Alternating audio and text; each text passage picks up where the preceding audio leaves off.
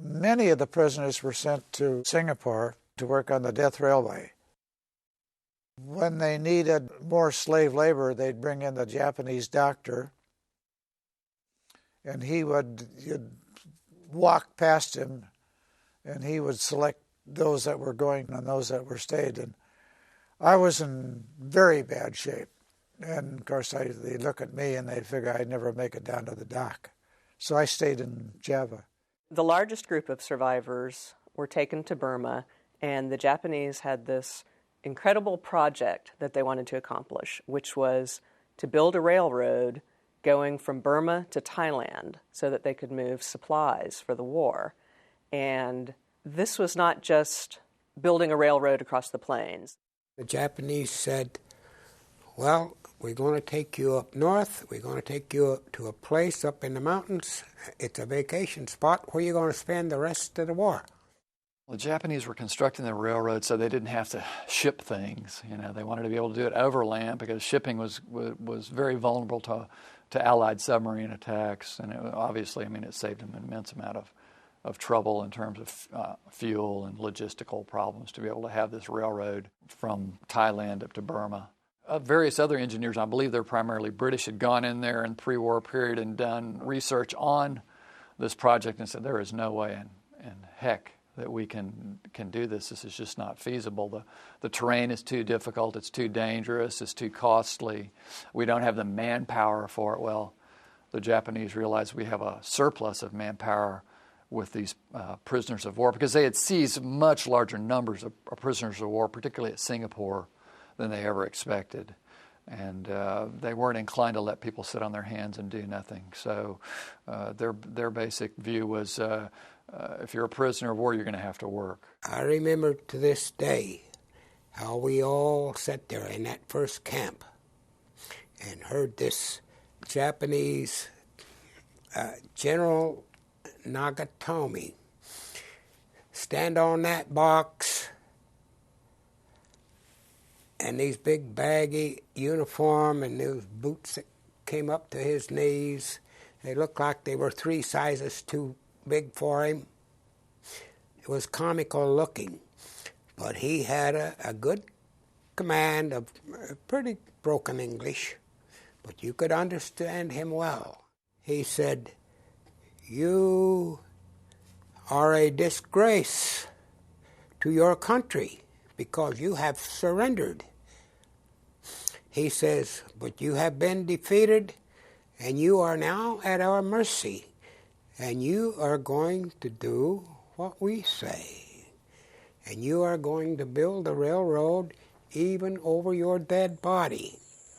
The men were not only dealing with diseases that they received from malnutrition, from eating only rice, but they were also dealing with a lot of tropical diseases. So they had all kinds of things like dysentery, beriberi, and the worst was probably tropical ulcers. If they got a scratch in the jungle, it would fester and grow into this tropical ulcer that would eat away down to the bone. And they were given no medical treatment by the Japanese. And our first camp was there like a 10-kilo camp. Well, that was 10 kilos from the beginning at Moulmein. And then 15 and then 20. Different groups would be stationed at each camp. Oh, they would wake us up around 5:30 or so, pretty early, so we could get ready and then have to have our breakfast. Gather our tools, and then we'd have to march to the work site.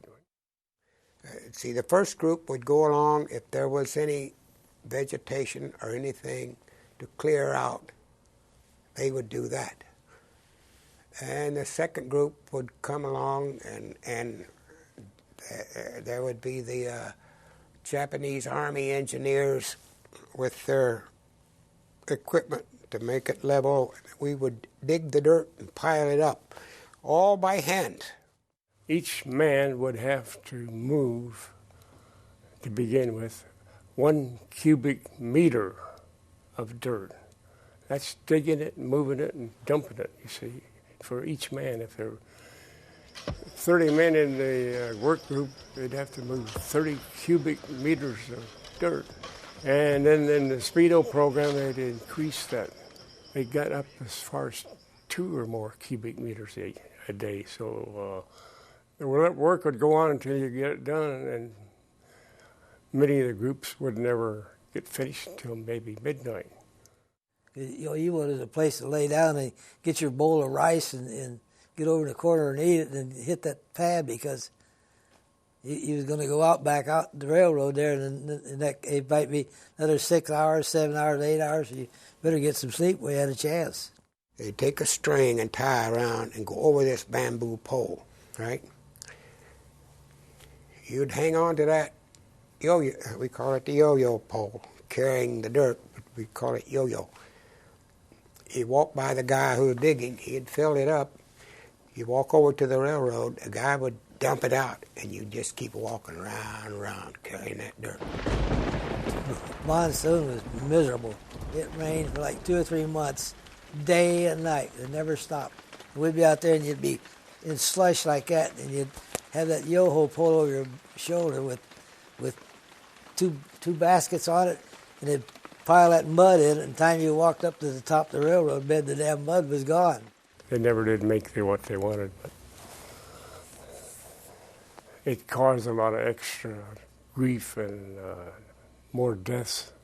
They didn't gain anything, they lost. Overwork killed our men, you see. Death constantly. We had 15 false bottom coffins that we buried everybody in.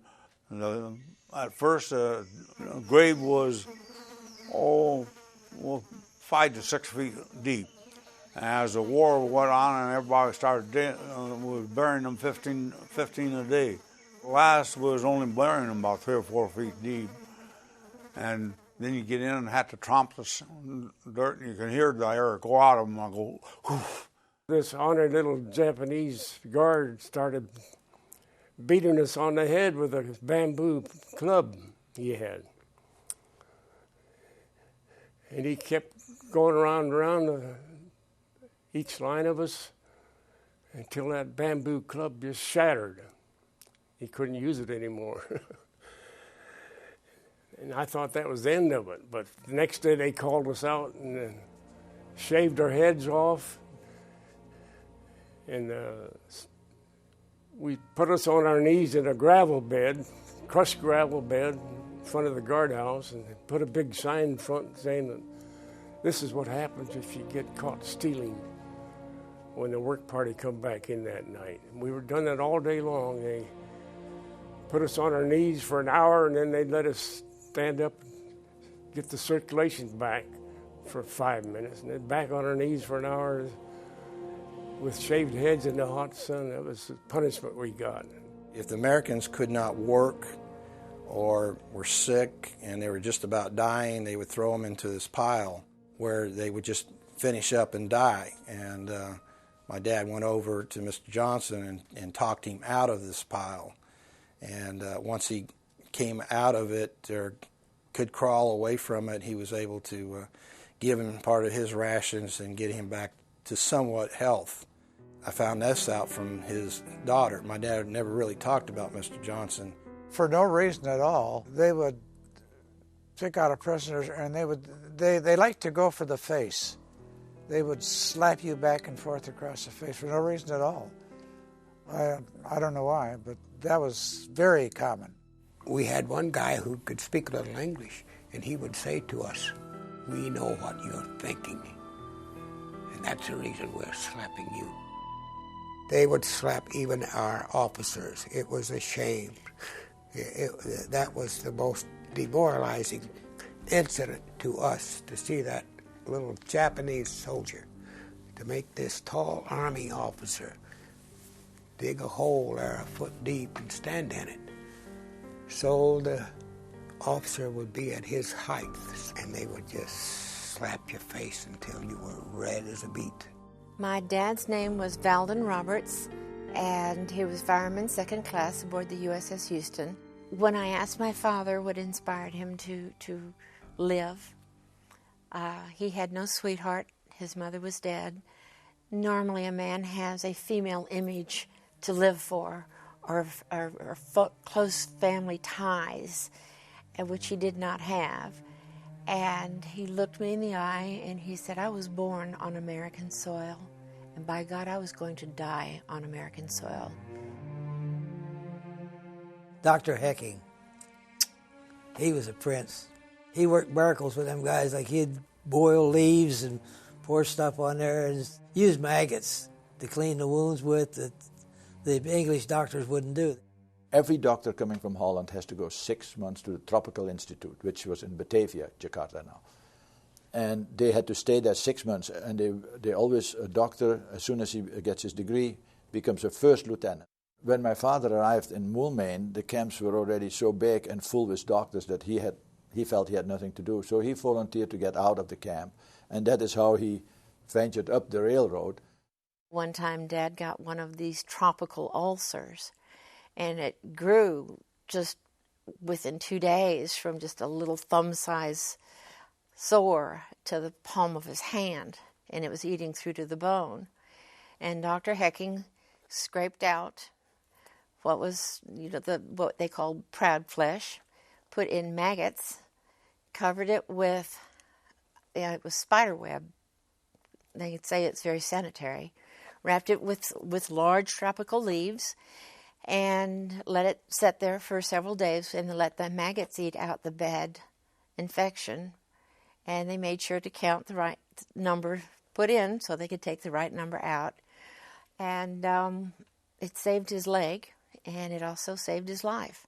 He should be remembered as a very compassionate man that applied the knowledge, the God-given knowledge and the studied knowledge that he had to the betterment of mankind.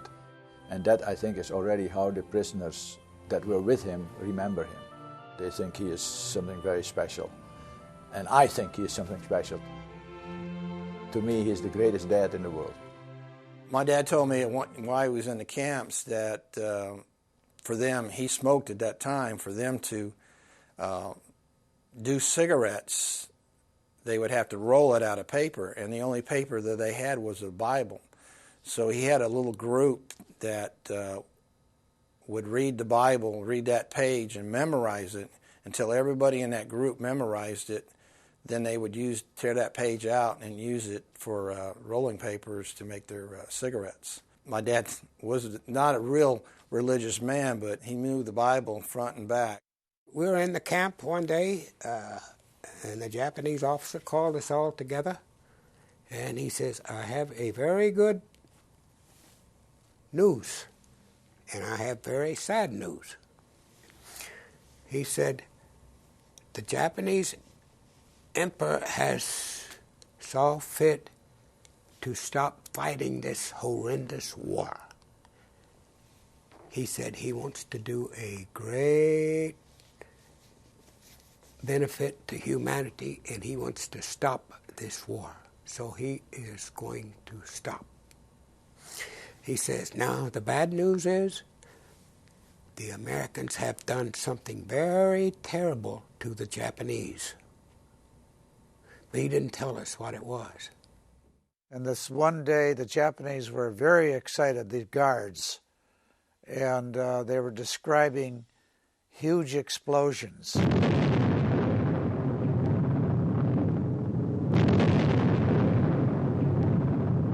This is a combination of Japanese, Malay, and I don't know what else. But you got the idea. It was a monstrous explosion, the type which had never been seen before. And they just announced that the war was over. They call it 2 words, Senso Awari. That means war over in Japanese. We didn't know whether to believe him or not. He said that the Americans have done something very terrible to 2 of Japanese beautiful cities, but he wouldn't tell us. Now that evening, all the guards, we never saw another Japanese. But soon after that, in come our camp, these 2 jeeps with these American soldiers, and they had radio equipment. And you know what they had? They had boxes of candy and chewing gum and cigarettes, and you never saw a happier bunch of guys. We crowded up around those guys, and we wouldn't let them. We didn't give them a chance to breathe. We were in Saigon, and they moved us into a nice French barracks, military barracks, with bunks and everything. And then they opened up their stores of Red Cross supply that they've been withholding from us. So we got clothing and food and everything we needed after the war was over. A couple days later, these planes came in. They were 2-engine transport planes. And the pilots on those planes, honest to this day, I think they were high school kids. They looked as young. I don't think a single one of them was 20 years old.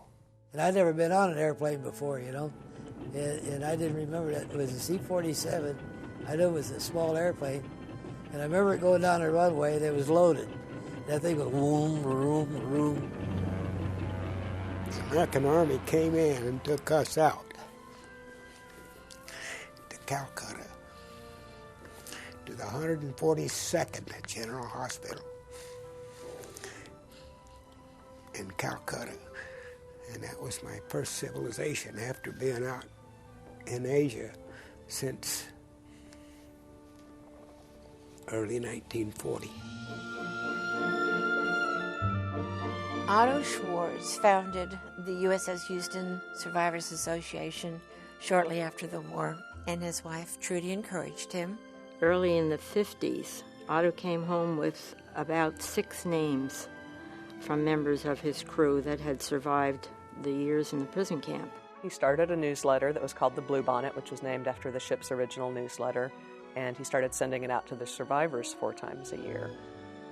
And in those days, we had a hand-cranked mimeograph in our basement. And some of the survivors started gathering at reunions for the Lost Battalion, which was an Army National Guard unit that they had been in the camps with. And so that's how they started keeping in touch.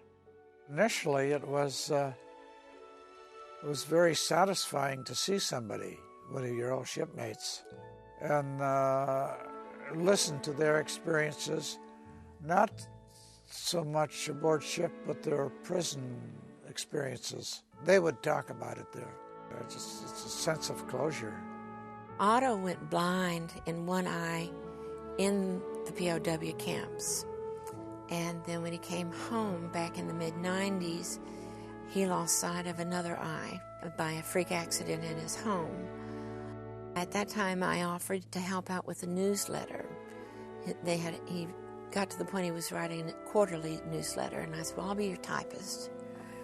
And after a few years and 8 surgeries, he realized that he was never going to see again. And he called me and advised me that he talked it over with his buddies, and they were going to pass the baton to me. Oh my God. And then I went right off there. And right off out there, I could see easily a Japanese destroyer. And we were lit up. The Japanese kept the whole place lit up. The Survivors Association has been going for over 60 years now. This is what they save up money for during the year. This is how they spend their vacation time, is they get together with each other and with their families. And the more that got beyond the years where they were either raising children or putting them through school, it grew. And I would say at least a couple of hundred were always there. They'd sit around and reminisce about things that happened, and then they would tease each other because their humor, I think, is what really helped them survive. A young man then. And joke with each other. And then they would have an event. The Houston group always has a memorial service.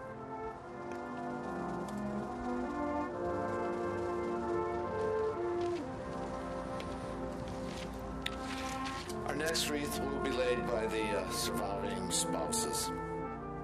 We tried to have it every year around March 1st, which was the anniversary date of the sinking of the ship. Our next wreath will be laid by the next generation.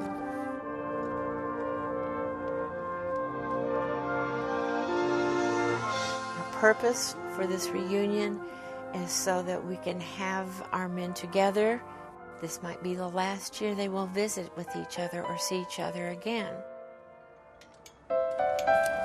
Our next wreath will be laid by the 131st Field Artillery, the U.S. Army. It's a bond that they have that is closer than most brothers. I have seen families that are not as close as these men. The first time I walked into reunion, I could feel the love and the respect and the brotherhood that they had together.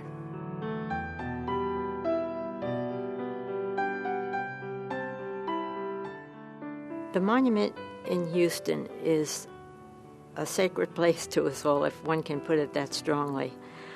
It is a magnificent obelisk with the bell from the Houston resting on top permanently. The obelisk itself is the entire story of what happened, and a plaque on each of its four sides with the name of every crew member. And we gather there in memorial to the men who, as Otto termed it right from the beginning, who still stand watch in Sunda Strait. Chief Otto Schwarz. He stood his watch in life with fidelity and pride for all of the Houston's crew. His watch is done. He's joined his shipmates in eternal rest, standing watch over Sunda Strait. Well deserved for his labors on behalf of the crew and families. We, the next generation, now take up the watch in his stead. These old men, you see these frail old men, and you look at them, and then you see the pictures of them, and they were so virile and young and oh, so handsome. It just makes your heart skip a beat. And I think of my son when he was at that age, and if I was ever contacted being told that my son was missing in action and presumed dead, and how that would leave such a hole in my heart. And to think about what they were enduring for those 3.5 years, and the humility and the starvation and the torture that they were going through, and not knowing if they were ever going to come out of it alive, and then to come home and become such decent, humble, loving, honorable men, fathers, husbands. To me, I am so honored to be in the presence of these heroes. Otto's main concern always was that those that got home were very gifted to have gotten home by the grace of God. But the most important people were the ones who still stand watch. And he wanted that to always be remembered, because early in the war, that particular episode is always omitted by historians.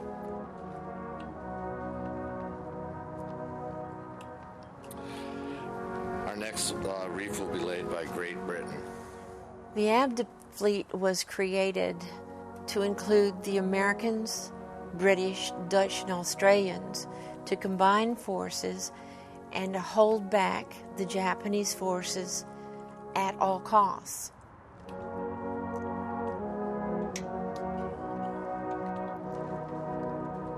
Meaning your life, meaning to save your country.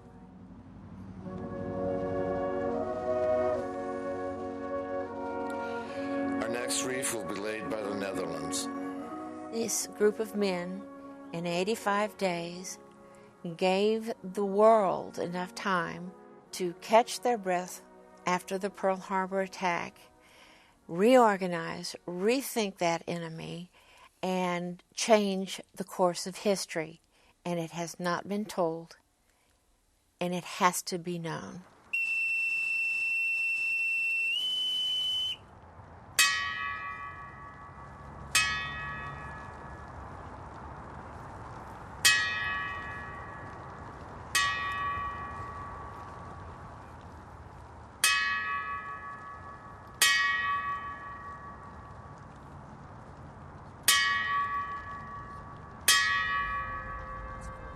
These men must be given their credit.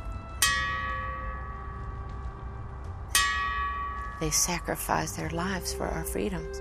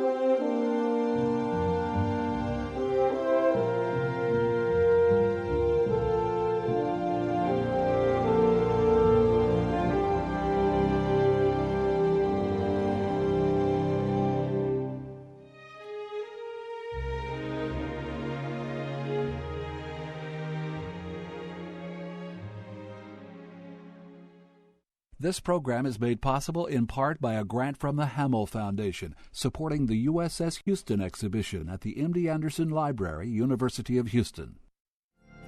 The cruiser Houston of pride and purpose is made possible in part by viewers like you. Thank you.